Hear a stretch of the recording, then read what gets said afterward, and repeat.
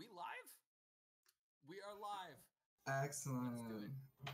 Hi, my name is Drew, and I use he, him. I play Dueler, the Smallfolk paladin, who also uses he, him.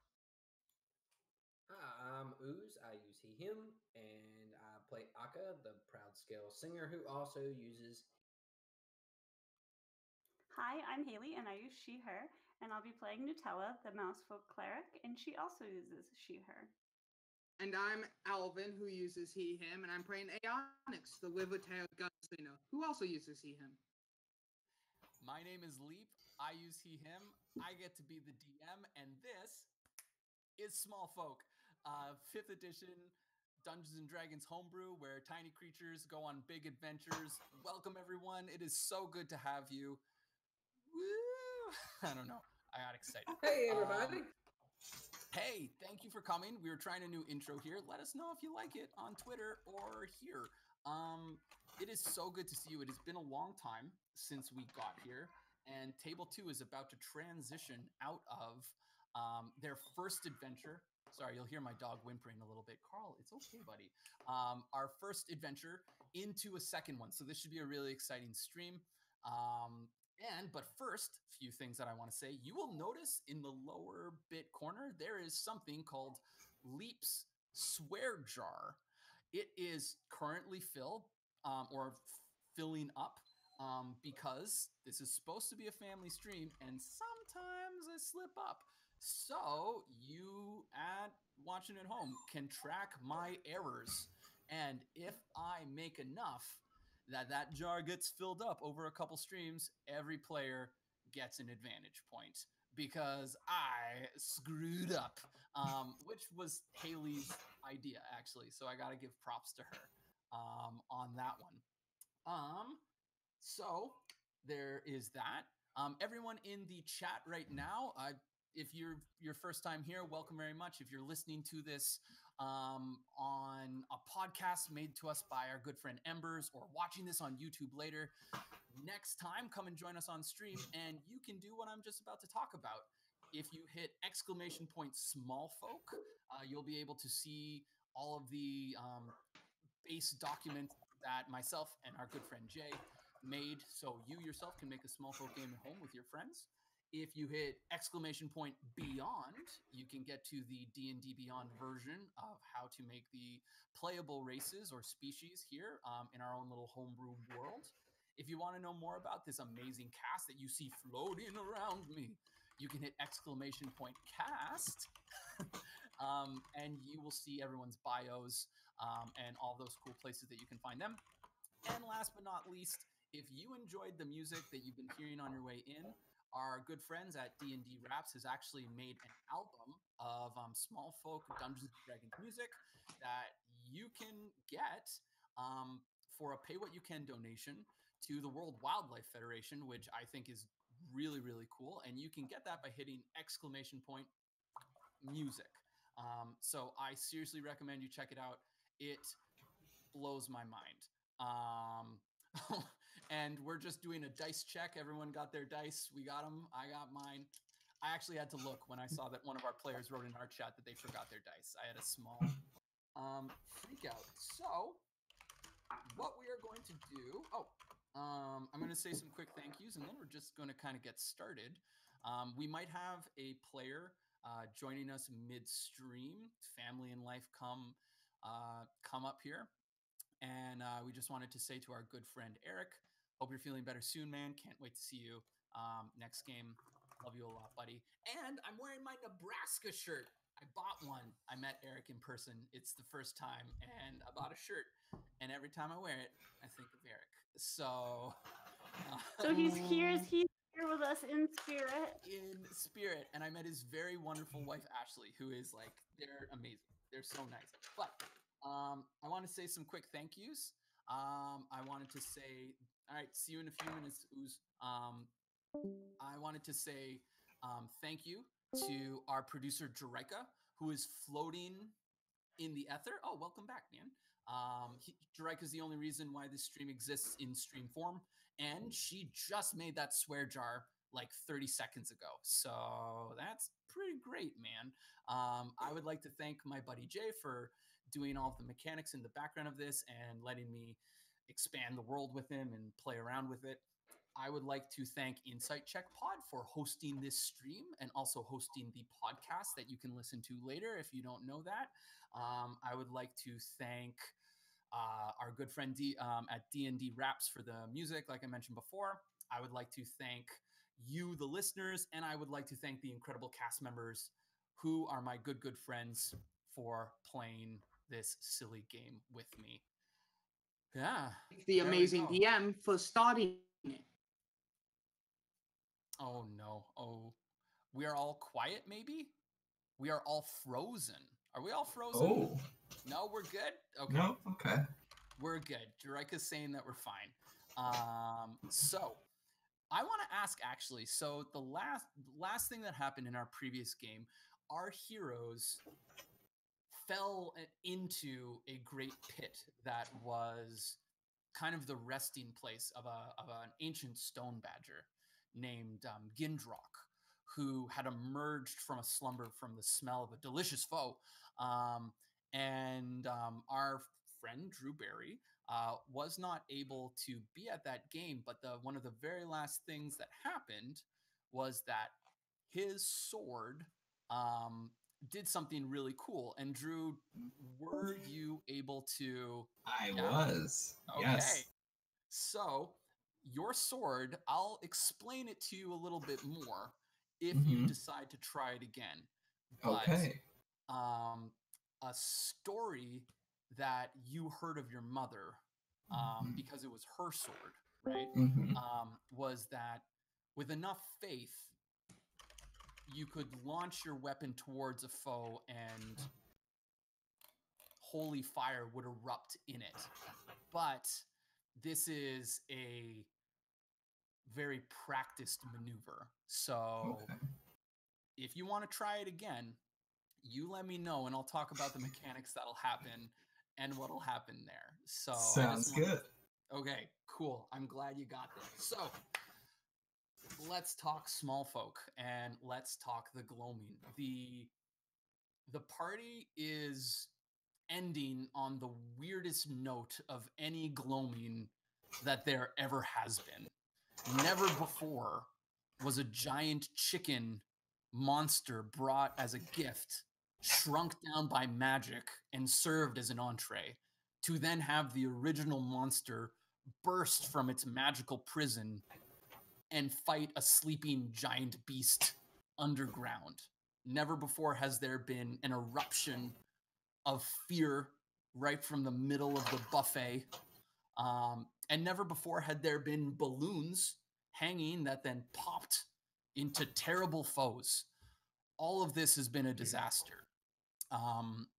But mice, being resilient creatures, have done their best to calm things down now that things have settled, now that the sounds from under the earth have gone from loud cracks and crunches to a rumble here and there to silence afterwards. The creatures who emerged from the tunnel, riding a staircase made out of stone, guided by a lizard covered in feathers, were hailed and praised, offered drinks, cups, food, lifted high if allowed. Maybe the river tail was attempted to lift high. They're a little big compared to the mice. But everyone has received a hero's welcome back to the surface. And over that first bit of time, you see families, friends, guests putting tables back together, brushing each other off, maybe grabbing an uneaten morsel off of the ground and pocketing it in a cheek when they don't think anybody's looking. And everyone tries to get that last little bit of festivities out from under them. The games that are... Oh, we might have lost someone. Okay, he's coming back. The games that were still able to be played were continued. The dunk tank remained unharmed. The two girls setting up their structure. The lizard Nox and Feathers going back to help them, and you can see him talking to them about the pivot point of their table and this very large they're out of the bats seem to have disappeared. Their game of cards no longer exists. The dunk tank was knocked over. But you see that Fern and Ashy are trying to get their brothers and sisters and sons and nephews and nieces to bring out whatever remains in the kitchen, and is handing out hot drinks and warm food and bits there and trying to salvage the evening. So before we move on, I want to ask, what is there, if anything, left for our heroes to do on the last party of warmth before a cold winter?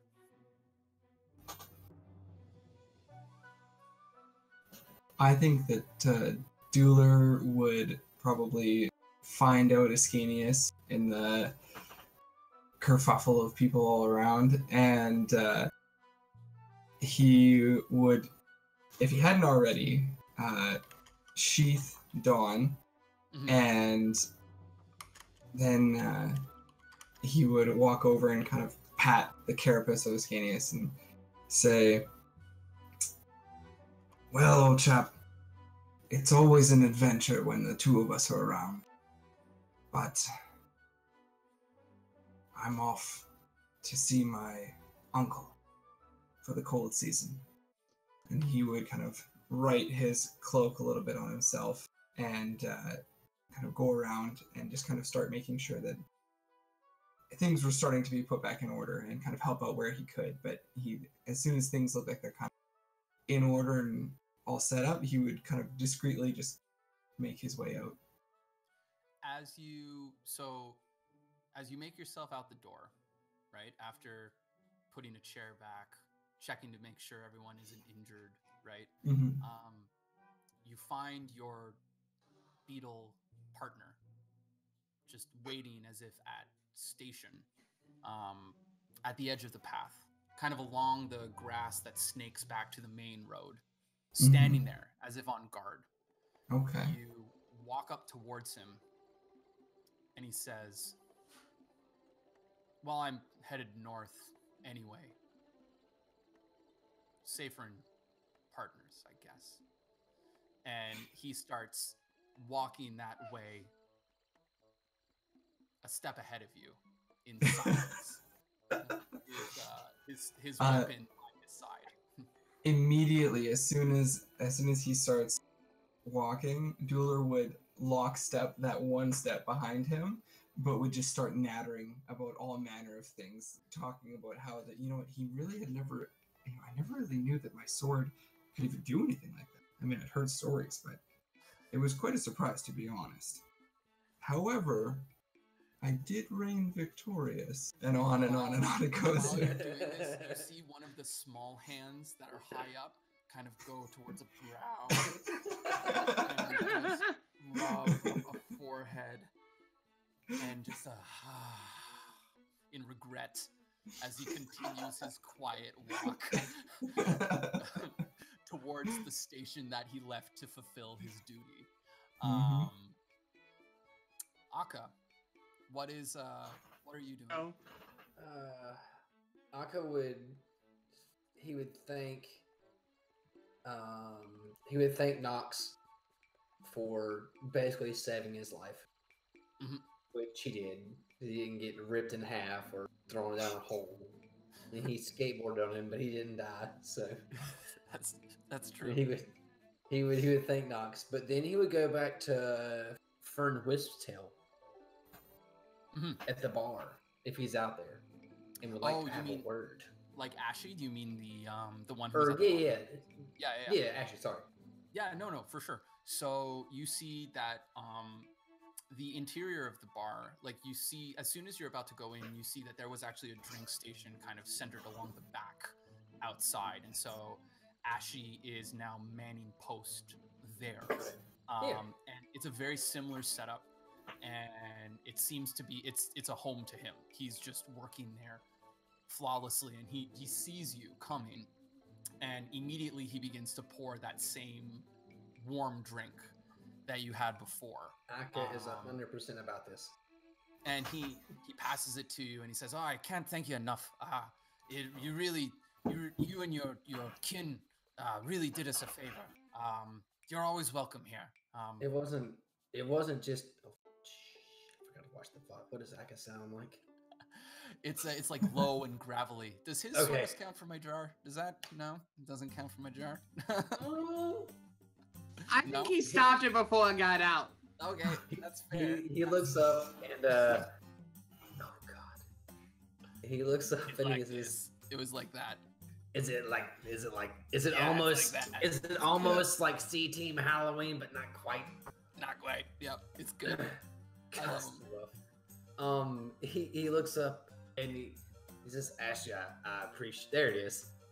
I appreciate this.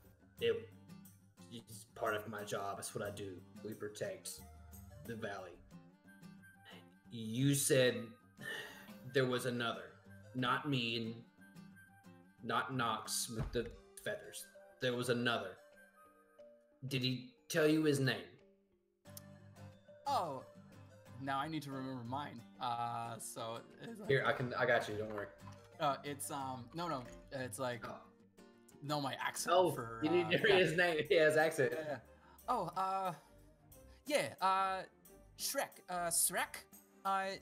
He always said it a little under his breath. But he just worked in our kitchen. He didn't seem. He's a little frail, but could swing a hatchet, chop meat. He just wanted somewhere. He said he wanted to get underground. He lay low, and he needed work. He came in at night once, about a fortnight or so ago, and so he needed a place to stay, and we needed work. It was a busy season for us, and yeah, so didn't seem out of ordinary. I mean, we only have mice there. He didn't seem minded at all. That's understandable. This is not on you. You don't think for anything you've done something wrong. It's just weird that I don't think he was supposed to be off the cliffs. But that's neither here nor there. Is he still here? Yeah, when I went down to the kitchen, he was just working the station like anyone else. You want me to try and get him? Yeah, if you could bring him up. Yeah, if it's not too much trouble. We've caused enough trouble. No, not at all. He whistles. He goes like, and he points to someone, and then immediately a mouse kind of like tussles over the bar, and like dusts off an apron and like takes a little cap and like puts it on and starts working the bar. And Ashy kind of goes back inside, and and some time passes. Make a perception roll for me, if you would. Ooh, I will gladly make a perception roll. Let me get back to my D&D Beyond. It's never been easier. Okay. Hey, look, D&D Beyond. If you want to fund that indie stream, get on the ground when it's still cool, we're right here, man. Right? Like, this is good. I get a +5 to this. Yeah. That's 16, 21, sir. Okay, so as time is passing, right? Like it takes a bit, and so you start to look around, and naturally, as a part of your training on the cliffs, tracking is just something you got to do, right? And so you notice that, like looking across the field, the lights that are around there dim, but it's a full moon night, so you've got a good view of everything. It's just that like bright glow of a white moon, and so you can see the entirety of this kind of long field, and there's a very small fence that would go up about to a mouse's shoulders. So for you, it's a little lower. That goes around. Think of one of those old wood fences that has like the 2 posts and then the 2 across, and it just kind of runs along the whole way. In the far back to where there's high grass, unfettered brush, right? Like all this beyond. You see a figure jump the fence and head in. A moment later, the sky goes black for a minute. You can't tell if it's a cloud. You can't tell, but it's like all of a sudden the moon blinks almost. And then it's a second, right? So then once you're noticing that, you hear out of breath as she comes back, like, sorry, it's the weirdest thing. After all the kerfuffle, no one can see it. No one knows where he is. I mean, his station's still there. His hatchet's still there. But a visitor, and it's adorable. But there's no one can attest for where Shrek is. I'm really sorry that I can't say anything more than that. No, there's no need. Damn it, now I sound like you. There's no need to apologize. It just seems odd. I'll send word back to the cliffs, and we'll see what they say. I appreciate you looking, and this is absolute. I'm telling you, absolutely delicious. And he just wait 1 second then, and then he like points to 2 people and whistles again, and 2 other mice scurry up, and he sees them. You hear them like, and they go, and together, each one lifting aside, they take the vat of your drink, and they lift it up to the table, and they give you a ladle and a bigger jar, and they say, "This is nothing, and it's a thank you. Have at it. Now, if you'll excuse me," and then they go back to leave you with your giant. He will vat. look up and have. I'm assuming the 2 Beetleborn have already left. Yeah. Okay, then he will look to his newfound friend, and it's do the hey Onyx and Nutella. Y'all come! It's delicious. Have you had this before? They gave me the whole vat. Please come share. We worked hard. We slayed things. Well, I can't let you drink it all. You'd be on the floor. Probably.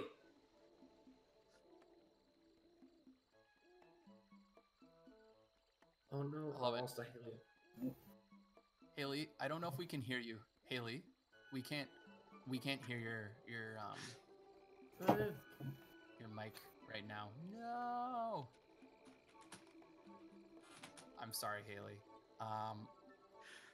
We ain't no Critical Role, man. That's what we'll figure it out. We were dealing with some of this stuff a little bit before. You know, that's what happens when just a bunch of friends try and play a game together, right? And then you put it on a stream. Yeah. May I ask a question, Weep? Please help yourself. So you said that the party was getting back to normal. Yep. There any kids trying to dunk the man in the dunk tank again? You know what? There are. You see, I love you, man. You see that there is Grampy Mouse has got his ladder back and is climbed up onto this big mason jar and sat down. You see that there are his youngest grandkids sitting eagerly in a line. One of them fiddling with some kind of toy.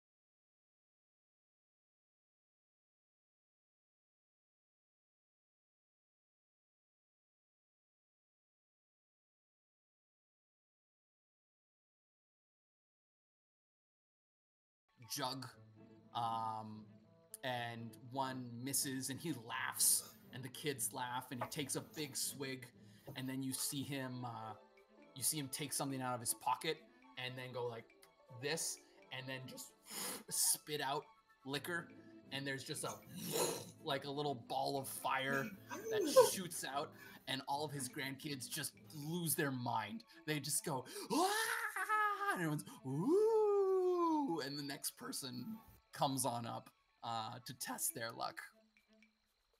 Now, I would like to idea. So, as Akka calls me over, and I go to join him, I go, 1 sec, and I just turn and try to shoot the target, so at the same time someone else hits it, my bullet hits it, increase the impact. Amazing. This is a good opportunity. Before we rolled, I forgot to mention something that I did tell the cast before. Every member of the cast right now has something that I'm calling an advantage point. So it is like a C-team style bubble. That's where we all met, so I'm going to give them credit where credit is due, right?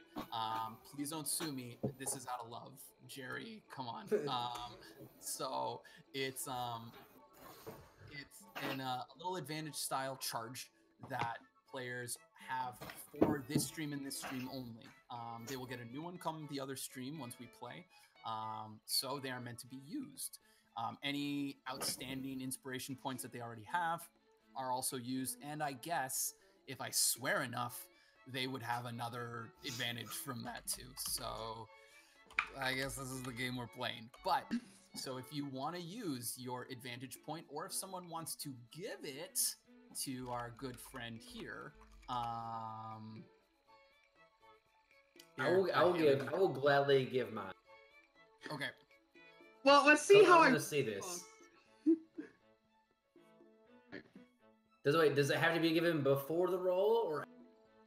I'm gonna actually say that you have to give it before. The okay. Then take mine. All right. Okay. I'll take yours, Aka. Beep. Yes. Yes. Here's the peep. Oh, good. The peep check. Peep check works. Oh, great. Welcome to Impeak Checks Pod. Now, wait. Am I making just basically a standard shot? You're making. Yeah, you're making. Since you're using your gun, you are making a standard ranged attack. Okay. With all of your modifiers, that would follow. Pre-level up or post-level up? Let's say if you've already leveled up, you can have it. If you don't, then that's fine. I have both. That's true. You are the single person that has both. No, take level 4. I told everyone that they should level up. Let's say that you leveled up on your ascent upwards into the from the sort of mouse abyss. Okay. 27. What? You turn, and there's a sound, and you see that there's this dad mouse who has 2 kids, and he's thrown it, and yours hits at the exact same time, and he throws it, and his taps it, but the target explodes. It just right hole. You see the chair dunk down, and Grampy says, and just into the water, and all of the grandkids just go, yay! And then they're just clapping. And then I just blow the end of the barrel, spin it down, and go join Aka for a drink. Amazing. Sorry if my mic's going back and forth. I'm trying to keep. My dog is very anxious for some weird reason, and I don't know why. But Haley, is there anything that you wish to do? You're joining Aka for a drink, but is there anything else at all? So, I think to back up a smidge, right after she got out of the hole in the ground, she thinks that while this has been a very impressive feat of,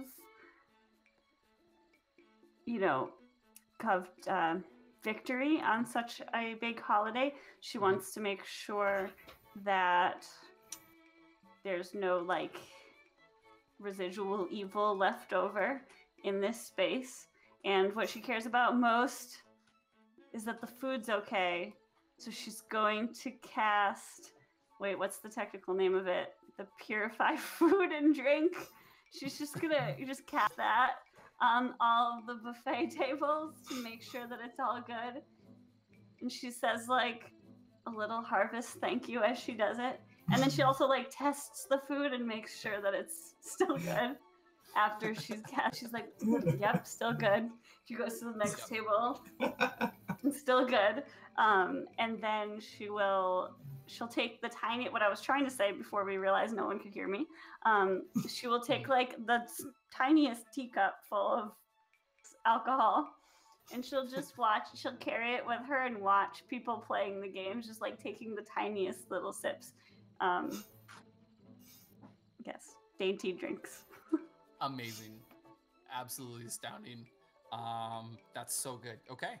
So the night passes, right? Like you fill your cups, you watch as the festivities dwindle, the games are finishing up, and people either start heading home or heading towards their rooms. Fern comes to each of you, thanking you again and offering you a night, a week, however you need long stay at the trail side after such an event. She wasn't sure if you were staying, if you needed a lodging, but they will make sure that you have a place to stay. Aeonix, before we cut the scene, are you staying a night or are you starting to head on your way at the end of the evening? I will stay the night. Okay. But then I'll be gone early morning, and I'm leaving a pile of gold on my bed, despite what the owners said. Okay. All right. You, at the hint of dawn, you pack up your things, an industrious otter, by trade and by practice. Always ready for a long travel. You sneak down. You find it as quiet as a church mouse. As you get down the stairs and through the door, the dew of the cold morning shows that it is still almost frost on the grass. The clouds are gray. There's just a hint of light along the horizon that you can see, and you make it to the main path.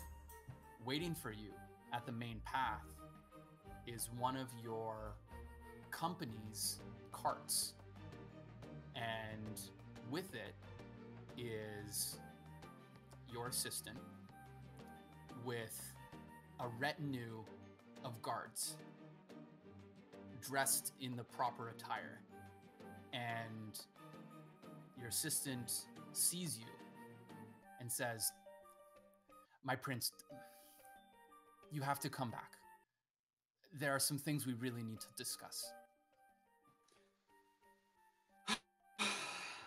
Of course. Thank you. We better get on the road. It's a bit of a travel to Shadebank. I'll explain on the way. And you get in the cart. As you do, the guards get in with you to their stations. Even though you prefer to drive, your assistant hits the lashes, and the creature's carrying it. 2 dragonflies that hover kind of just on their chain that attaches, just sort buzzing forward as the wheels of the cart move down the path. And you travel off into the distance. And that is where the scene ends, and we end officially the gloaming for our very first adventure. That's the end of our first adventure of Smallfolk. Congratulations, we did it. We survived! Yay! Yeah, we all survived, which is good. really, because I have more No. interesting ways that I could try and kill No, you. Technomancer. Yes, Y'all can't see this, but we can see it. There are so many And then it dabs. hurts. There's It a lot of hurts. dabbing. I want to talk about the treasure that your party has earned. So, I put this on Twitter a little while ago, but the party has, and we can decide before the break or in chat afterwards who is holding on to what. You have earned a champion belt covered in fireworks clearly made by unsupervised mouse children. You have also won a very annoying mechanical toy bird. You have earned Nutella wants Eric that. has earned the business card and office address of Bombadar Jambelly, mouse attorney at law. You have a very full bag of Fern's famous oatmeal cookies. There are 128 in total. 128? That will Very last me full. for at least 1 week. There is a Stone Badger Greatsword, which is roughly 2 1/4 Nutellas long. And I do believe Nutella did claim that, and she is carrying that. Just dragging it. Just... A giant sack of cookies, and like, the time it's winter, she'll get wherever winter's over. She'll get wherever she was trying to go for the winter. At least you have the cookies. And then right? she eats the cookie, and then she eats more cookies. Take a bite, do a drag. Take a bite, do a drag. You have also won a jug of Grampy's entirely likely to be flammable hooch and a half-eaten bag of candy. These are your rewards for finishing my adventure. I think Ooze wants that jug. Aka would very much like the jug. It's yours. Both. Dueler would really like the little bird. I feel like it really connects with him. Okay, I'm writing this down. Oh, I need can't to put. Shit. And I know you. I'll find it later. But you posted it. Does what? 1d12 fire damage. Yeah. I posted it on. I know. Twitter. I'll go back and find it. There's no need to hold up the strengths. Yeah. No, we'll definitely talk about mechanics. I found an old photo in my notes, and so I will definitely. Yeah, it's like 1d12. It's close to the breath weapon of the Dragonborn, I think. But we'll. The hooch. Is that in addition to your other alcohol? No, I don't have other alcohol. This is the first time that like Aka's ever had like not garbage on military base, delightfully tasty food and drink. I see. Like the cliffs are not a fun place to be, as I far as thought that my Ashy history goes. Giving you alcohol to go. I'm sure you know what, Ashy. I like that. I'm sure Ashy, when you wake up in the morning, Aka, should you find a little, just a tiny bottle. Like it's like it would be a tiny bottle for a mouse, so it's an even smaller bottle, like one that you would bring to a wedding in a bucket, right? Like a little flask. A little flask, yeah, exactly. Yeah. Of alcohol, with a tiny note that says, "To my buddy from Ashy." So that makes us so happy. Yeah, so you've got that too. That is not flammable. No, that's the good stuff. That's food and him. drink tour. I love it. Cool. So that is. There's funny chat stuff. Yeah, just don't worry about it. It's fun. In our chat, Alvin has said he would watch the what is it? Dives, Diners, and Dash. Is that what it? Diners, drive-ins, and dives. Drive-ins, and dives. No, but if it's Nutella and Aka, it would be like drive-in, dine, and dash. Because it's just. We don't have any money. It's just like, oh, we're here. Nope. We're out. And then the addict follows in behind and pays the tabs. He's the producer. Wait, we got a rich friend now. What are we doing? Stealing food. They never get mad at us. Yeah, you've got a prince on your side. So at this point in time, the seasons change. Everyone returns to their domiciles, their homes, up to the cliffs or back to their burrows, towards the river or back with family. And before we move on, I would like to know what all of the different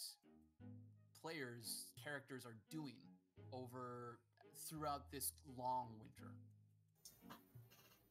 Dueler is he travels up northward with Ascanius until I think Dueler would probably kind of come to a point where he had to branch off before they would get to where Ascanius was going.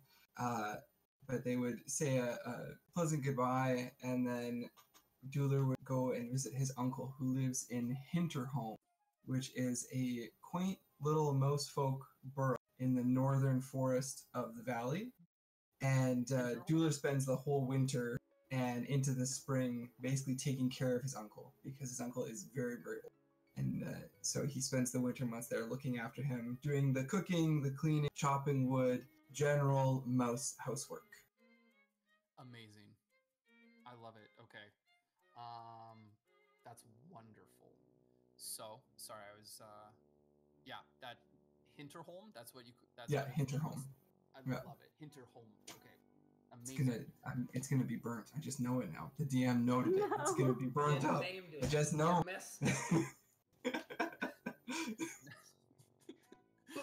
Spring see, comes, here's the everything's problem. burned. It's a fire. Instead of snow falling, fire. Fire. Nope. You're just giving my world more flavor, and I want to write down the flavor to use it later and sear it for my own. Like a flambéed steak. See, you're creating backstory for him to burn. He's creating my backstory so he can burn it. So it It's true. So now, Akka, what's Akka doing? I would assume that Akka just, I don't know, and this is on me for not getting with Tom on this. I'm not sure if Tom would come back to the cliffs or not, but Akka would definitely go back to the cliffs. Yep, for sure. He would go back. He would tell his superiors that told him to go, give them the full rundown of, we met at such and such day, we did this, there were these many things, there was beetles, there was nasty bugs, there was a giant stone badger, there was a giant chicken. He would give like the military rundown, like at 2303 this happened, like very prim, proper. And I think as the months go on, like kind of like I wrote in, sorry you guys from watching can't see this, but there was some fan fiction we wrote in chat. Like life on the cliffs is very, very structured. Mm-hmm. You get up, you do the thing, you do the next thing, you have lunch, you do the thing, you do the thing, you have dinner, you do the thing, you go to bed. Yep.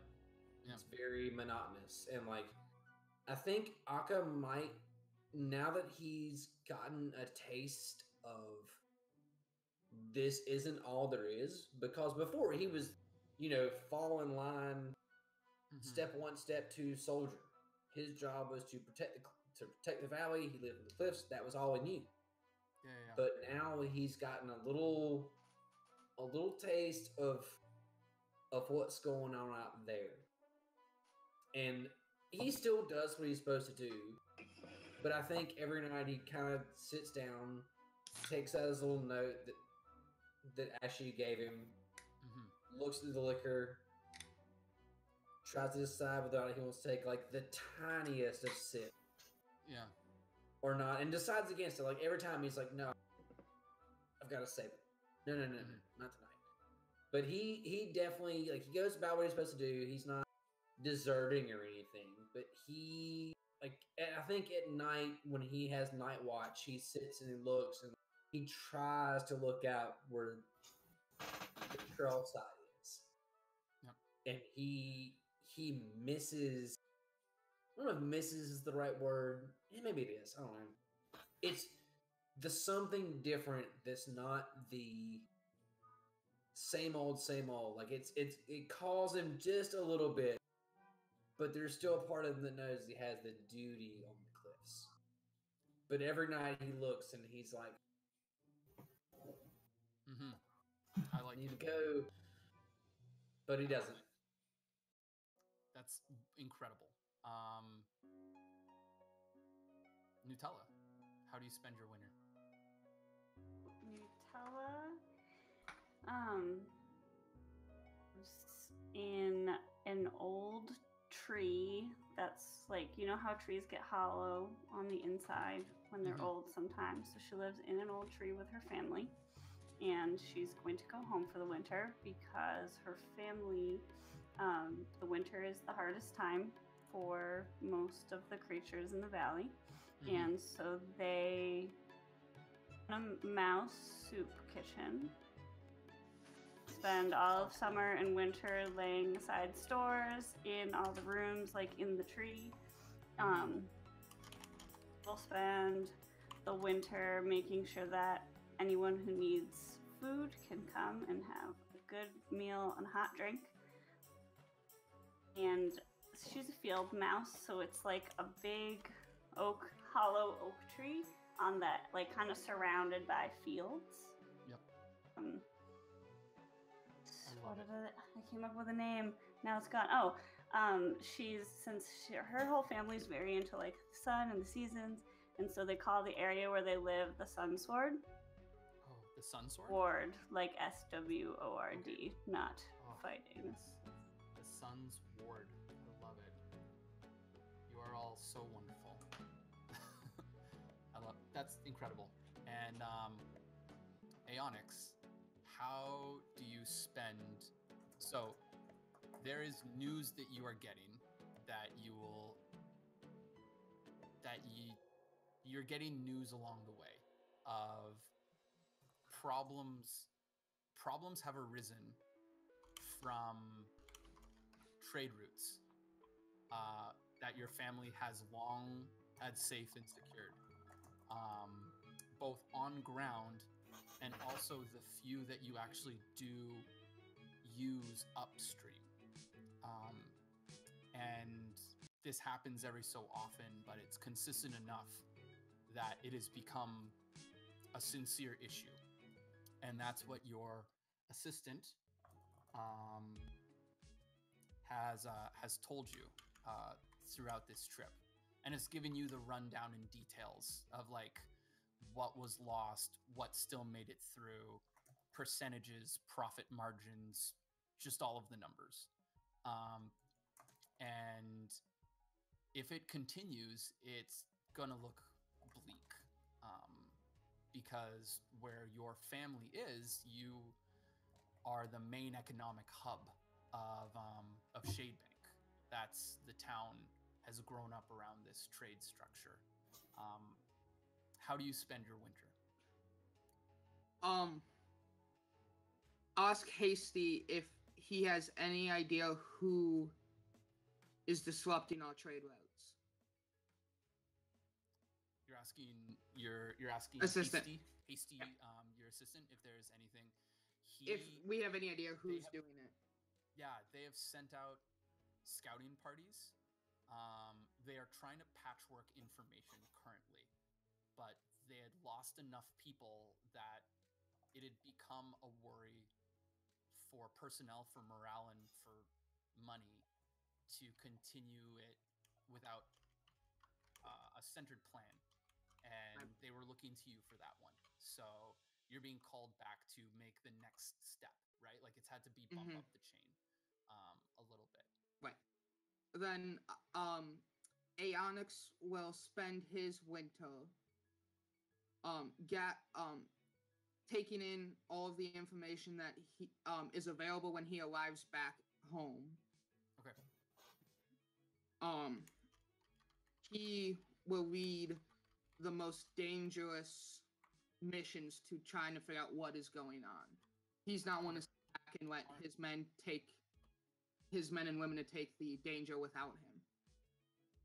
Amazing. Okay, so we're gonna do. I'm gonna say one quick thing, and then we're gonna do our bathroom break, our pause, and then we will come back at the break. Akka, our little pause exactly. We accidentally made. I did this as a heart symbol, but is it a heart or is it mouse ears? Decide. It's both. It's both. Disney, don't sue me, man. Or sponsor us. You're buying everything. Buy this stream. We'll sell out real fast. Right away. Please. Don't worry. I'm a broke college student. Yeah, but Akka, it is a night. It is a night watch. It is one of the last few before your whole civilization goes into the cracks and crevices of the rock themselves to where it is warm. And you go into a resting state, right? With a small retinue that is forced to kind of stay awake to just protect those who are meditating and resting and waiting for a thaw. You're looking out into the dark of the valley as a cold wind blows, and there is sounds behind you of two guard that are not meant to be there, and they tell you to come with them, and you're taken to the domicile of your superior, a large, powerful lizard folk named Orsh, and he invites you in, and he says, "You learned a lot while you were down there. Things that the one that you found or you heard of. Which come the thaw. Yes. Which one? There were lots of folks different from us down there. The large one, the feathered one. Shrek. Oh, yes, him. That one took something. And so pardon? Was he not supposed to be on leave? He is a deserter. That one took something very valuable. And we need it back. You're going to come down the mountain once the thaw comes, and you are going to hunt him. And you are going to bring me his head, and you are going to bring me back what it stole. And you will take the time that you need to find him before you return. What did he take that warrants such a punishment? Come with me. And he stands up and he starts walking. He will follow proper in formation. Without looking back, he walks past the boundaries and past the defensive perimeters of the wall. So there are parts on your barracks, like you go through your entire civilization along the top, and they go past the past defenses to parts that remain barren. And you walk for an hour, and the wind blows, and you feel your body slowing in the cold, and this lizard keeps walking, and you think you see something in front of you, and as you get closer, there's a snow that starts blowing across, and you see that what was normally a flat surface of the hill that you live on juts out to a giant stone slab, like a door. And on each side of the door, you see carved creatures of monstrous size that look very familiar. Stone badgers carrying great weapons, tablets on their back. And Orsh says, he took something very old and very dangerous. And if they know that it's gone, everything will be in danger. Did he? I think Akka was there to see. Yeah, he was there to see the tablets, right? Yeah. Yeah, He looks up and he goes. He looks up and he goes. Surely he didn't take a tablet. That's history. No. He took... Think of a seed. Think of the shard that brought the light here. And think of its power. And think of what would happen if someone got a bit of that. But the shards. The shard's been depleted. As far as I knew. As far as you knew. Go down and once the Anka fog takes like kind of a crunch back. Not a step, but like a like this. Because that is big news. No. The Orsh turns back, starts walking, and the last thing you hear him say is, "Don't tell anyone. Never. Do your duty, and come the thaw, head down to the valley, and do not return until you find it. Understood?" And then he walks back, not saying a word. And that is where we are going to take our pause. We're going to do like a 5-minute bathroom break.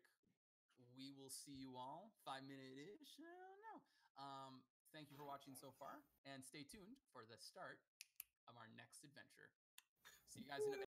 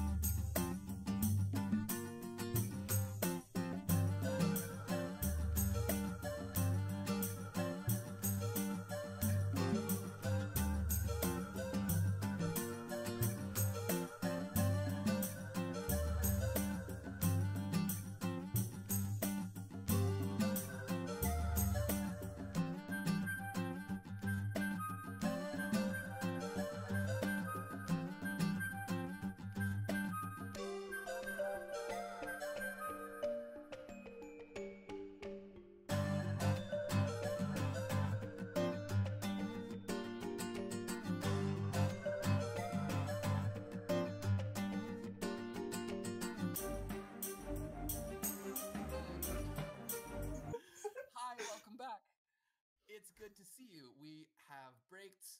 Someone swore off stream. I can't say who, but it didn't go to his jar. That's for sure.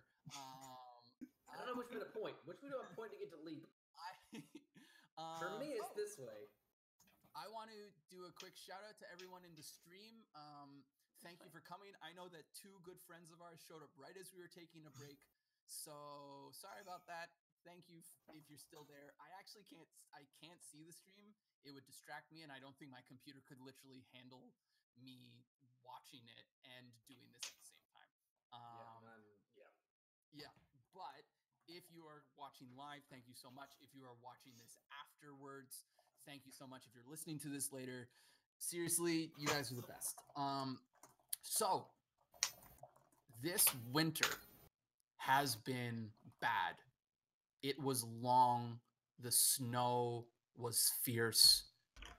In the valley itself, there are two ways that the pond gets its water. Originally, the pond was just fed underground, but then a shifting of water from outside of the valley wall and maybe some help from the underground travelways that the Kroki have created for their own trade networks has created a small river system that also fills into the pond itself. But this thing freezes in the winter and overflows its banks. And so it creates layers upon layers of ice, making the outside world hazardous and impenetrable to many of the valley. There's a cat right behind Drew's head, and it is wonderful. I am a huge fan Bella. of Bella. Bella. I love it. Nutella. I would just like to point out that this would be like a CR insanity. Like that cat would be as an enemy right now. But the winter thaws. The spring in the valley is a combination of everyone coming out from their dens and from underground. And there's also a bit of waiting depending on where you live, because that water needs to recede.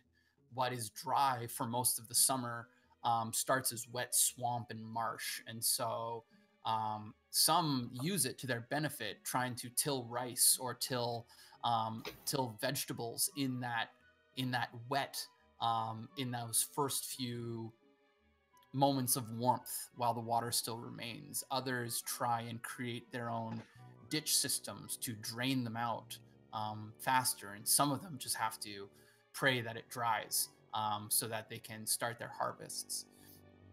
You all make your way and are living your lives. Nutella, one morning you leave your family's tree to step outside, maybe get some fresh air, maybe find a bite to eat. Dueler, you leave your uncle's home, stretch your legs, fresh air. Akka, you take your final step off of the high cliff and your foot hits ground. And all of you in front of you find a cart. These carts are long. They are made of a combination of wood, and the bottoms look like they're like the reeds of pussy willows kind of latched together. They have, depending on size, 6 to 8 long wheels. You see a single driver, lashed to it an insect. For Akka, it's a dragonfly. For Dueler, it's a ladybug. For Nutella, it's a centipede. And I'm sorry. It's nothing cute. I apologize. A ladybug would be cute. I know, I'm sorry. Yeah, It's absolutely hilarious that Doer got the cute little ladybug. Dragonfly and And I Nutella. got When- the dragonfly. It's got And Nutella was two like, here's your single. When Dueler sees this, he reaches into his pouch and he pulls out a little handful of aphids that he kept with him warm over the winter, and he goes and he feeds the ladybug the aphid. The ladybug munches it. It's a trained creature. You can immediately tell. The thing that you notice, the driver is a river folk dressed for the weather. It's cool. It's warming, and so you can tell that they're in layers, like a long, thick coat. But there's a white linen shirt under it. It's almost like it's almost a uniform. And along the length, the thing that really makes this cart, aside from the insect, is along the length of these carts is carved water. And as if an otter itself is swimming through, like that kind of up and down that they can do as they swim along each side. So the front of the cart on each side has the head of an otter, and the back is the tail. I'm assuming these are like intricately carved too. Like this is not like some child drawing. Yeah, no, these are exquisite. And along the bottom, you see the writing of Shordata Trades Limited along it, just kind of like as one of the parts of the otter go up, the riverfolk go up, the writing is under it, and a wave sends. The driver doesn't look at you, but the other otter, the other river tail, hands you a letter, and then I reach up and take it. Yeah, and you each get one. It is sealed with a wax stamp that has the same kind of lettering on it that the cart does. What was the name of the company again? It's Aeonics. Huh? Aeonics. Is it? How do you say your family's last name?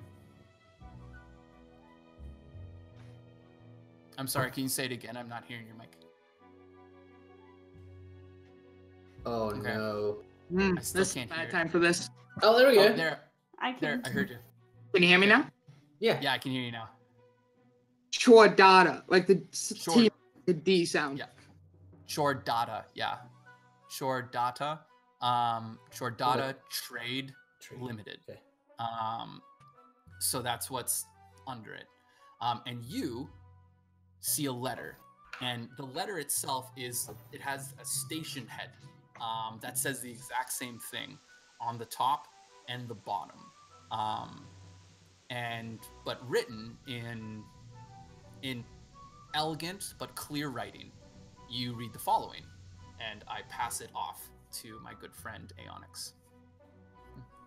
Friends, I find myself in the uncomfortable situation of requiring help. Generations building an industry for the benefit of our people. Thrive because of it. However, now it may be imperiled. Skilled in overcoming danger. Willing to put yourself in harm's way once more. A cart will arrive within a fortnight at this location. Should you accept, all will be provided to accommodate your travels. Sincerely, Aeonics Chordata.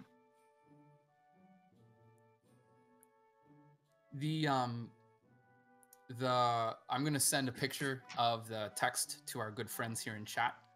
So my friends here. So the one thing that the Rivertail says is they each in turn like apologize and say the letter was supposed to get here before we did, but the winter was exceptionally bad. This is the cart, and then they say, take the time that you need. We'll wait here. But should you come, all will be taken care of.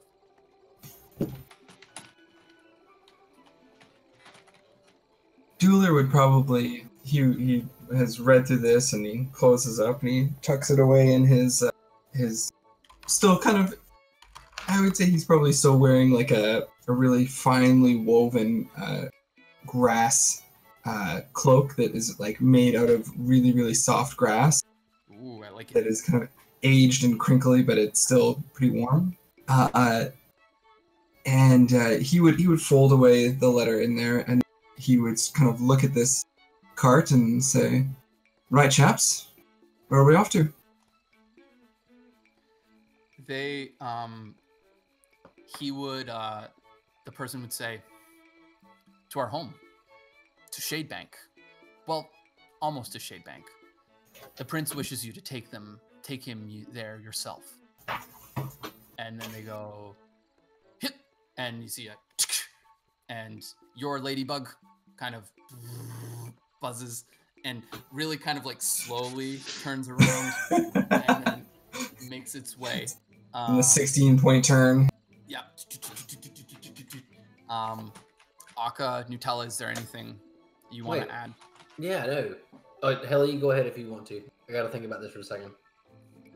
Oh, would ask the driver to wait because she can't just disappear. So she would go inside, right? She'd go inside. And she would put the giant sword onto the cart, ready to leave, and she'd be like, "No, hang on, I'll be right back." And then she'd go back inside with like he's left maybe, or she probably gave them to some people, but she's got some cookies and some loaves of more food. She's just like loading them onto the cart like one after another until the otter is like, "We've got to go." Amazing. Amazing. So this otter, these rivertail see this giant sword getting slowly dragged.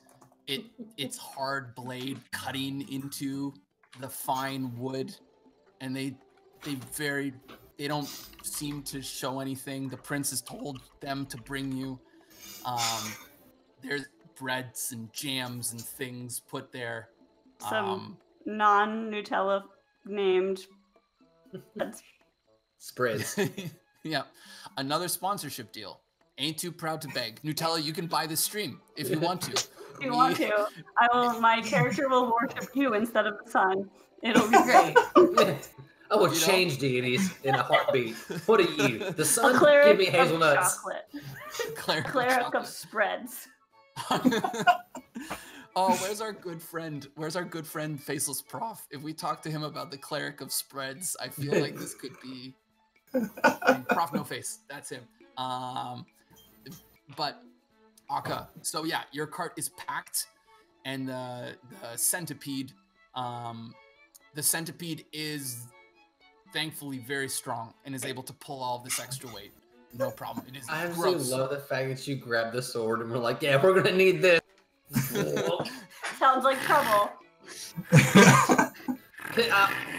In my brain, I see like the cart being pulled, but it's like a little bit tilted because the sword's heavy, and the sword's just like dragging on the ground. On the ground. The middle two wheels are not touching the ground. Yeah, it's just like as she dragged it into the car, she couldn't pick it up really. So you know when you put something heavy in your car and you like scratch up the bumper and you're mad about it every time you see it, the cart's 100%. Just like up. Like rubs it. It is astounding, right? It's so good, and I love it so much. That's an inspiration point. As she drives away and she waves at them. You got an inspiration. Yeah. 2 inspirations now. Oh wait, you already have an inspiration point? Well, I don't think so. The one from the game. Okay, cool. Yeah. Because like, yeah, those things stack 100%, and if you already had an inspiration point, that mechanic doesn't stack, right? But awesome. Yeah, you got 2. Akka, you get down from your travel, and this thing is waiting for you. Akka I don't think Akka has a lot of things. Like it would be very simplistic. Like he'd still have his little flask. Mm-hmm. He'd still have the big jar of hooch because like, I think at some point he probably tasted it like like this is too much. It is something, man. It's a lot. It's a lot. So I think like he'll get out there and the driver will hand him the note and he'll look up and he'll and like he lights up a little bit, but he looks around to make sure nobody sees him be excited about it. Mm-hmm. And he starts reading and he goes, he looks back down and he looks up again and he kind of thinks for a second. A prince? The otter was a prince? And he looks back down and he's almost in disbelief, like, because he didn't act princely. He didn't act what Anka thought as stuffed shirt, prim, proper, royalty kind of thing. And he goes, huh. Well, that's interesting. And he folds it up and he hops, like, instead of jumping in the cart, he jumps, like, beside the driver. Yep. Which is funny because I'm assuming it's Rivertail and then Onyx, or Rivertail and then Akka like this big next to it. Yeah. And he goes, "All right, friend, where are we going?" He says, "To Shadebank, somewhere much warmer." That sounds like quite the adventure. And he kind of looks Let's and go. he says, "Yeah, let's go." And then the dragonfly kind of, and you feel it go up, and then you feel the moment where the slack on the rope tightens, and then this starts pulling it, right, just forward. On your way, you all meet. Your carts eventually meet down the road. Small paths kind of hit towards the single main road that streams up at the valley. And waiting at that place is the cart of Aeonix. You see him sitting in the cart, and with him you see Nox sitting there, kind of looking around. You see Iscanius kind of not nervously, but just kind of standing, shifting awkwardly in his place, seeming irritatedly. Yeah. You get the sense that it was an order more than a request from a superior, right? That he might have gotten here another way, that there was a request from a prince to a higher up that someone be allowed on leave for a special assignment. There may have been some strings pulled. Yeah, exactly. What's the use of princely power if you cannot use it to your advantage? Am I right? But now, Aeonix, I want you, like, your family has a kind of cart, right? And your parents would have their own versions of the carts that you would use to get around. And in the past, there were lavish ones, and in the past, there were utilitarian ones. What does your cart look like? It is much more of the plain and simple work cart. It's not lavish. It's not princely. Mm-hmm. It's very much an unmarked cart, except for on the back of the cart, it has the crest, no words. Yep. So I imagine the crest to be I imagine the crest to be the C of your family's name, but the top of it is a wave and the bottom of it is an otter swimming underwater. And together they form the C of your families. That's kind of your name there. I'm sorry, I'm going to run for 30 seconds. My kid's baby monitor is running out of battery. So I'm going to run for a second. And so if the players want to do a little bit of like, you're all meeting at this one point and have a chance to talk amongst the characters. Like, what do the characters do when they see each other again? And I will catch up in a second. I will be right back. RP, free play! When he comes back, we gotta tell him we beat it and we won. We won. Okay. We won. Aonix, as he sees your carts converging, will just simply say, "Thank you, friends." And Dueler would step out of the cart and give a warm paw shake with Aonix, even though his is very, very small in comparison, but he would still hold it up. And Aonix takes it and brings it into like a blow hug. Excellent, excellent. Dueler is a little bit awkward. He doesn't understand what's going on, but he accepts it. And sorry about that. There's a car that just went off. And then Dueler would say, "My good chap, what is it that you've called all of us here for? Something to help, and I'm glad to. But some specifics might be pertinent."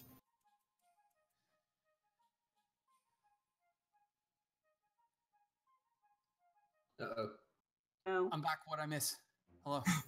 You missed Alvin and Freeze. There was a freeze. All right.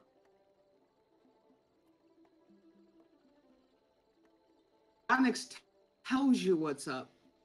What's up? Because I have no idea. And let me fill in the blanks. That's fair. That's as far, you know what, because my it's back to school season here in Canada, and so I was not able to give many more details to Alvin than have already been given. But basically, what you and your organization and the people within Shadebank have been able to discover is that your trade routes are no longer safe. There have been consistent attempts to break, trap, attack, and destroy your stuff. And it isn't always at the same place, and it isn't always the same way, but you're having a very difficult time trying to figure out where these attacks are coming from and where they are taking your trade goods. You think there is some semblance of a pattern that you've been trying to map out over the winter, right? Whether it was intended by the people or not, there is a way that they leave a path for a while and then we'll come back to it. And it's almost like they're skip counting, that they attack one and then they go to one a little farther off and then they come back to another one, and then they check the water routes to see if and then like one of the boats gets attacked and then it's back towards the land. And it's at first it seemed very ad hoc, but then it followed the pattern almost. So you think that do I have a moose behind me? I do have a moose behind me. That is, every Canadian has a moose somewhere in their house. As a fellow Canadian, I can attest to this. Yep, I'm sorry, 100% accurate. No. Haley wrote in our chat that there's, please note, I just noticed Leaf has a moose behind him. Much Canada. Yeah. It is, once you're 12, you are given a moose to put in your house. And this is mine. Didn't care for it. Yeah, Have a name? Yeah. exactly. No, you never name it. If you name it, that's And it you comes never to have a life. moose. Yes, exactly. Yeah. Yeah. Yeah. Mooses terrifying. are no good inside homes. No. It's the truth. So that's basically what you and your people have been able to find. And now, given the winter isn't a time that you trade, right? So all of your information came from the past season. And so you spent the winter kind of mapping out the accounts of the attacks. And then on your trade map, you kind of created a timeline. And so you think you know where some of them might happen next, but it's still early in the season, right?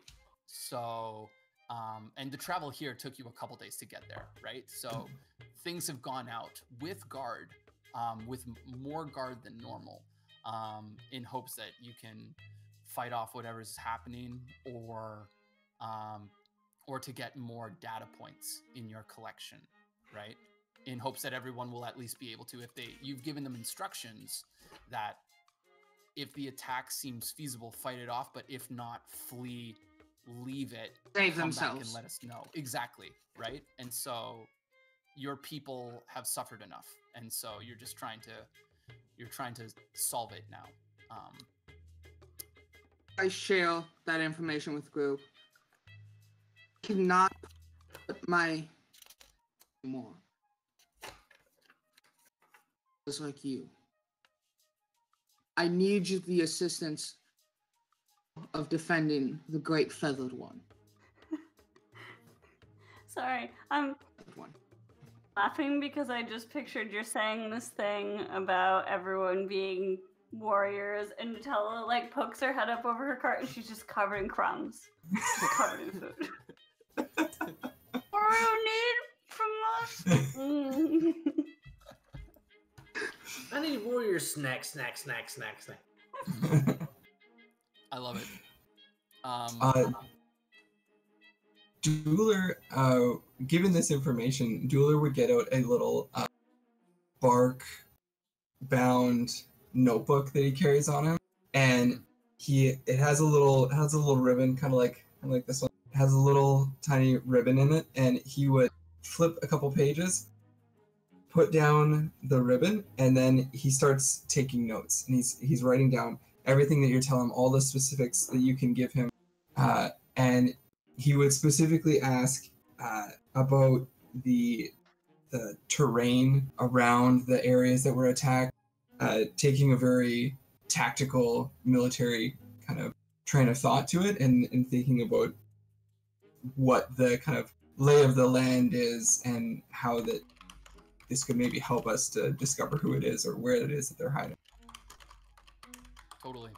Aeonix, with those questions, you would be able to tell him that most of your data is at your house, right?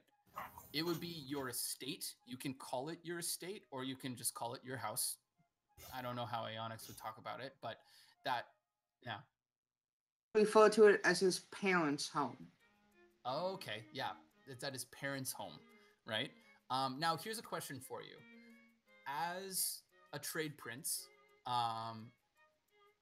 there would be the people around you would feel a requirement to keep you safe or to travel you in a certain way of your family's station, right? The way that your mother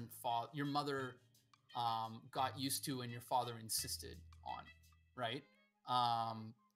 And that would normally entail your assistant, a retinue of guards, and you said that it's your humble cart, so like their travel cart is not the one that you're taking, but the truth of the matter is those decisions fall to you now. So how did you travel up to meet your friends from Shadebank? Oh. I scared him. He went away. He was like, "I'm done with this game. I'm out." He's like, I don't know. That's it. Okay. Let me RP on the spot. How dare you? Okay. So, you know what? Come What we'll do back. then, we'll see if you can get back in a minute. Mhm. And if you can get back in a minute, we'll have him answer that question. And if not, we'll start the travel. And then those details will come to us in a second. Hey, you're back. Welcome. You good? No. Alvin? Doesn't I think so. seem like it. Oh, Yeah? can you see Okay. us? Hear us? Oh, I got movement. Okay. Excellent. Hey, this is a good time to remind everyone, we ain't Critical Role, man. So that is, but we really appreciate you coming here and also dealing with all of our technical issues. Everyone's just streaming with what we got, right? So, Alvin, if you are able to answer, how have you decided to travel? Like, who have you brought with you, if anyone at all?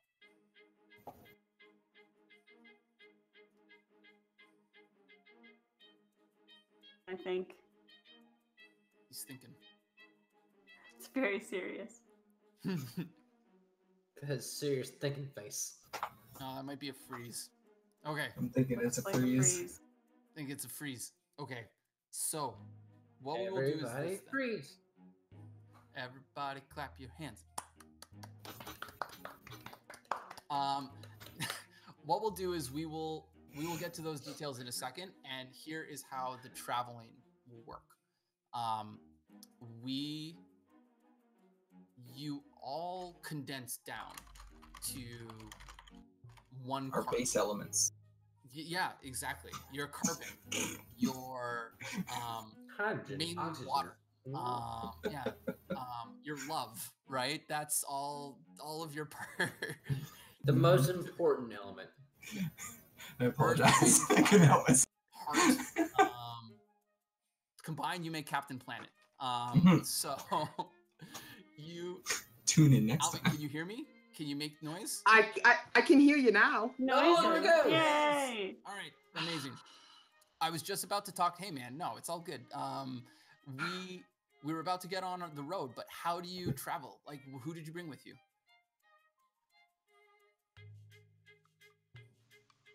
I wanted to go alone.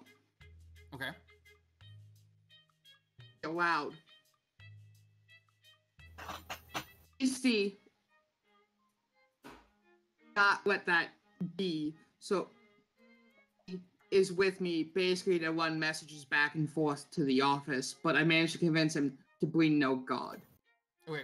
So you'll see with Alvin then, like you see your partners and you see like the people that you recognize from the season past, and you see with him a thinner,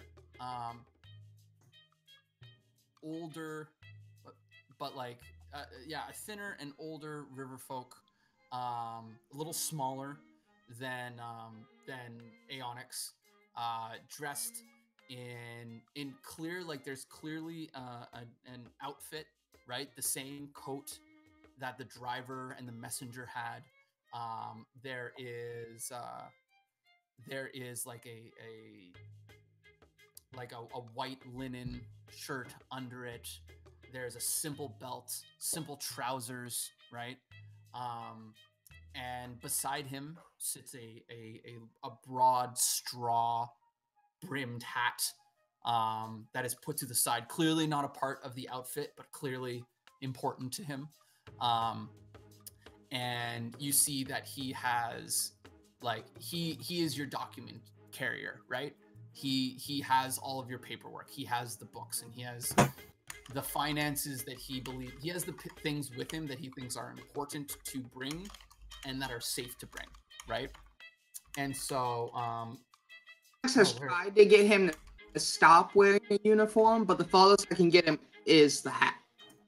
Yeah, and he only wears it on occasions, right? So, Hasty Tavish kind of rolls out the map, and he says, "Sir, as you know, we will have to do that loop around again. That one part of the path has the tree that's fallen over it. I really wish you would have let us bring the guard. They might have been able to do something about it. But this other path, we don't know as well, sir. Do you wish me to scout? Do you wish me to find another way?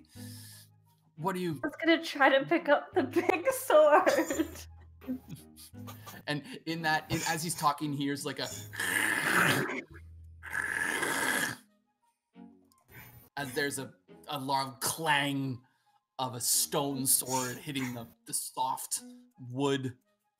Aeonix is just so happy to see the sword.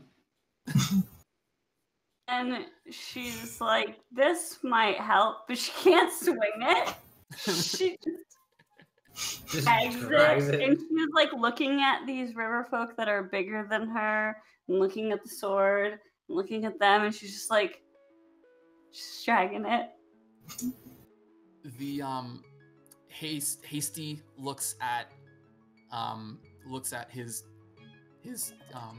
better, right? His prince, and then looks to you, and then says, "Here, miss, let me help you," and kind of tries to lift it up, and it's still like he's a small river folk, but bigger than you by far, and it's still too large. So the scrapes aren't as bad, but they're still happening in the cart.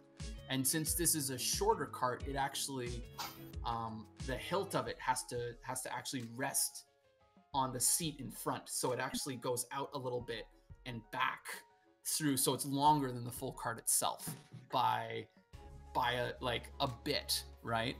But because of that, it balances well enough. It doesn't lean too far, and everyone is able to pile into the cart and find room around it in a comfortable enough way. Alvin, Aeonix would know that on your way from Shadebank, one of the main paths, there was tree fall, and so you had to work your way through these side paths that wind and turn through thickets, and there are some tall there's some saplings that have been allowed to grow for a few seasons, and so they are near full. They're almost adult trees. They're growing fast, right? They've shot up high. They're still thin, but there's enough of them that this is a shady area. You had to go through on your up, and that's likely the way that you'll have to go, unless you allow Hasty to try and find another way.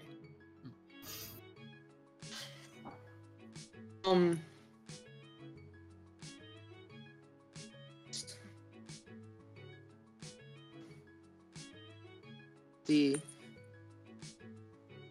is much too old to do any scouting anymore. We need to do it, or we can take the route we already took. Did you say that he would let you do it? Is that? I said me do it.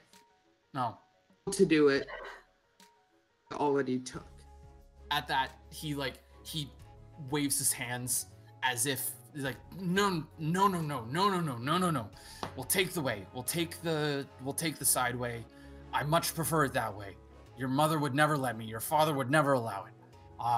And your cart is pulled by two dragonfly. They're younger because of the time of year. But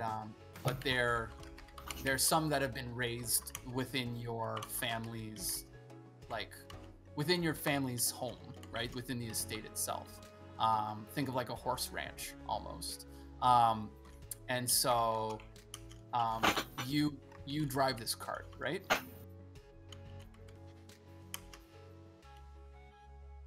Sorry, you're cutting out a little bit. Oh, sorry. You made an assumption that on chat you say your parents are alive, but we've talked that your parents have passed, and they have passed.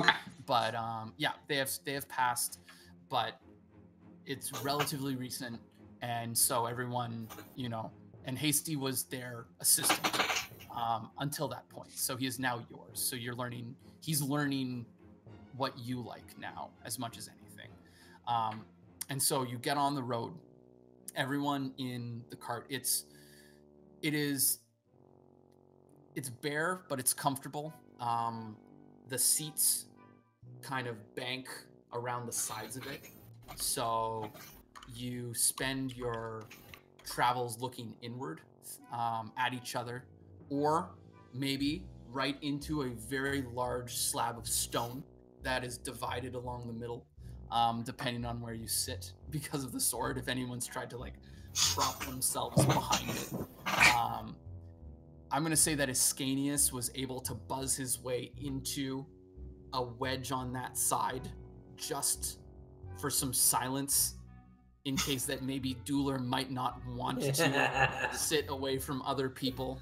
So Dueler, sorry, you continue. I'll tell you. Go.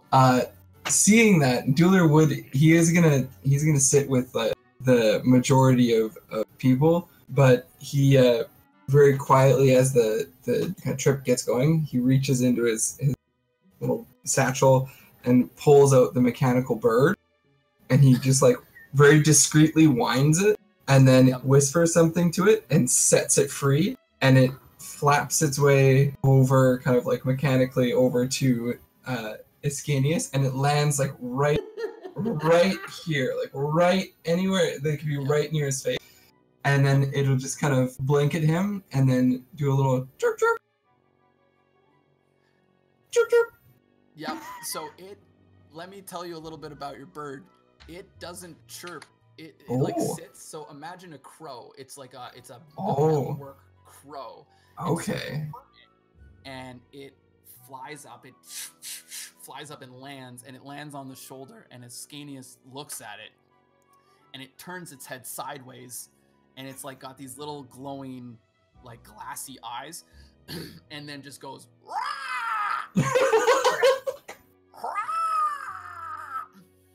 And Ascanius is like, no, and it tries to bat it, and it flaps up, and it lands on his other shoulder, and it turns, and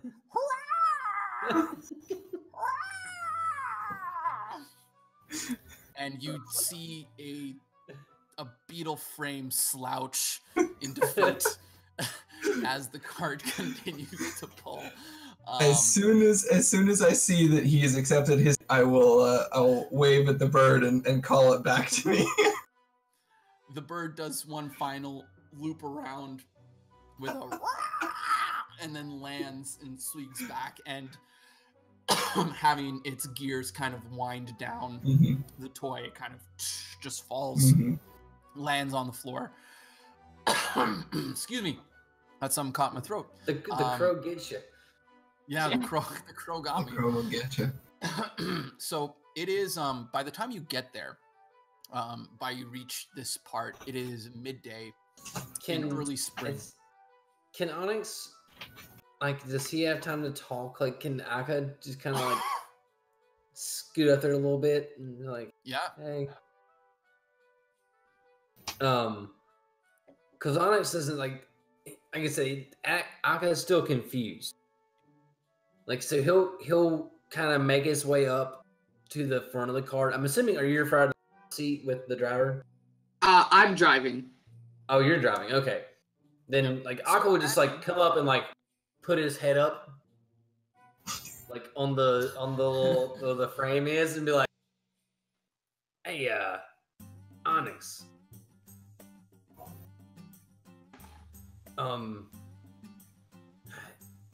This is gonna be crap. What's Aka sound like again? This might be a little weird. Perfect. I love it. Yes. You're a prince? Like mother, dad, king, queen, prince?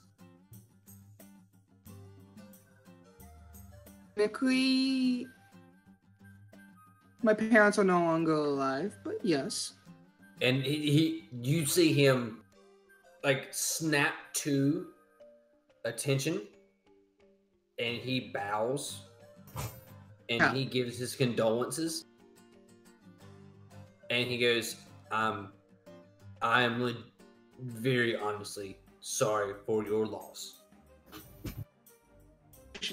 And he's stunned, like he didn't know. Like it's the same thing you get like when you kind of know. Oh, my parents are dead.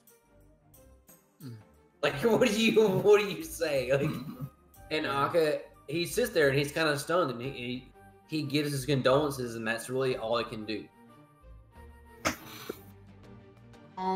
Long life, and lives the life they wanted to at the end.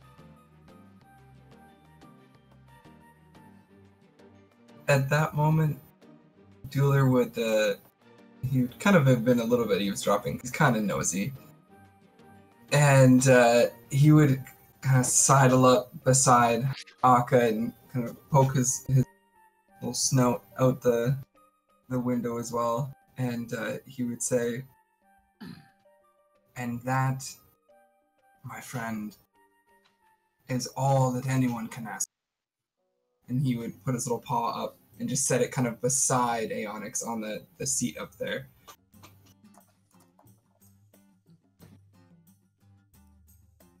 And he just looks at both of them and goes,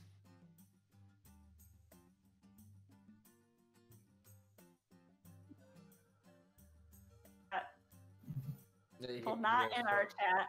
I have decided that Nutella ate too much, and so she's asleep. She's missing all of the deep character development. She's tucked in, like, underneath the sword so that she's got, like, no light shining in her eyes, food packed in around her, and she's asleep. Amazing.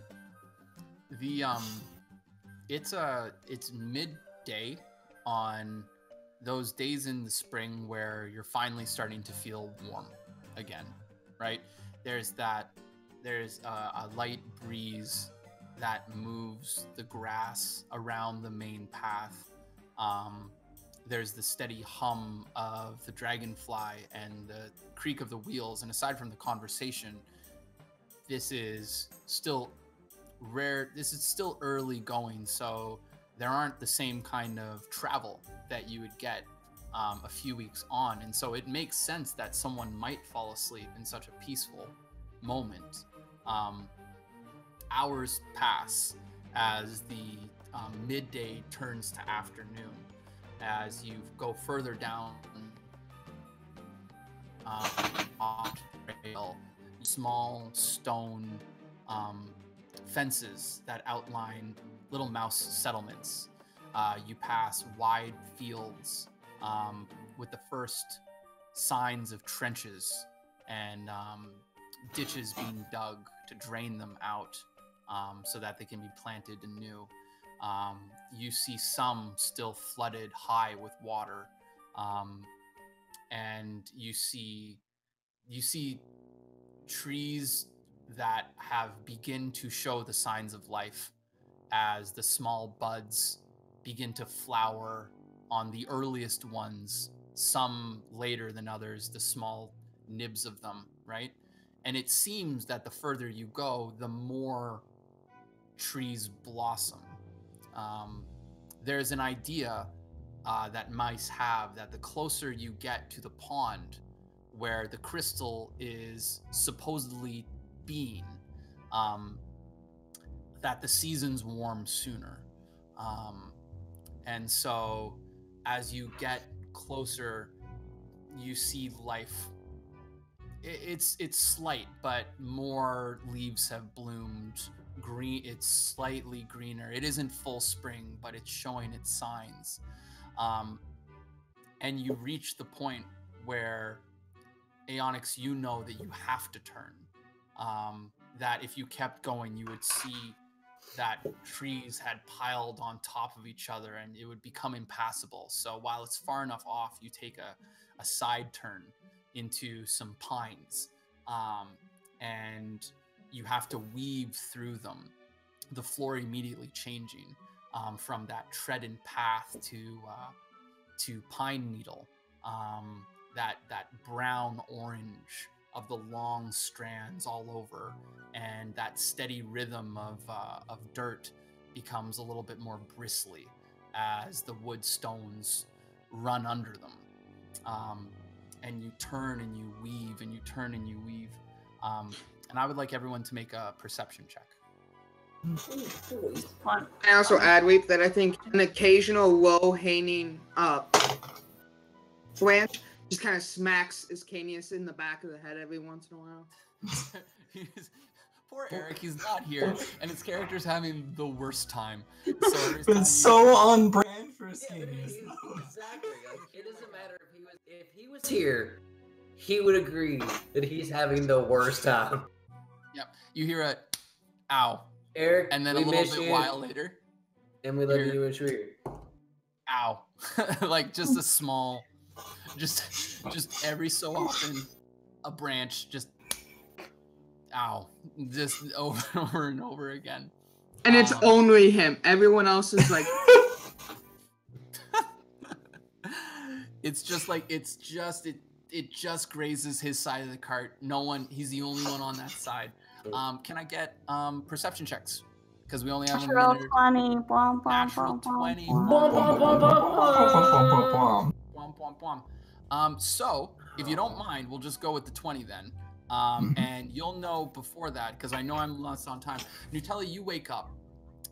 And you wake up, you stretch out, you rub your eyes, and you kind of stand up tall, and you see this place for the first time. And you see the pines, and you look up and see how their branches crisscross above, on top of each other. And you see something move. You see something jump from one branch, and that's strange. And then you see something jump from another branch, kind of like, and then you see another one, and they all seem to be centering a little bit ahead of you, and the cart continues to move, and you see the momentum of yourself going, and you're looking down the way at where they are up and where you're landing, and you think you see something there, and then something catches your eye, and there's a creature running full tilt from the brush towards your cart. And then there's another one just a second behind it. And I don't know if you're going to have time to tell your friends about the ambush, but that's where we're ending our stream tonight. Oh. So we'll start next time with Nutella screaming or something. None of us have to do anything. Let's just keep playing forever. Dude, I feel you. And shout out to our third community, Table 3. There was a mechanic that I tried with them that was a lot of fun that everyone's going to see in a little next time we play. So meta knowledge. I think I know what this is from peeking on the first Table 3 game. Oh, yeah. But I'm going to be quiet because I know it's cool. This will be fun for everybody else, but I think I know what it is. Oh, that's right. But if I don't, it's still fun. Like, you watched a bit of that game. Yeah, you do know. You exactly know.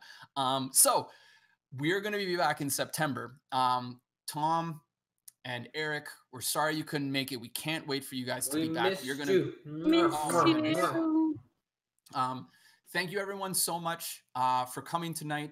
It was an honor and privilege to stream for you. We hope you enjoyed it. Tweet us questions, because next week. Don't at me. No, wait. At me. At me. Yeah. At me. Because there will be, and I'll tweet you. There will be an after show, I believe. Smallfolk. And so a Smallfolk after show. Jarika, can you give me a nod? Is it tomorrow that's happening, or is that up in the air? Who is the host of this wonderful, wonderful show?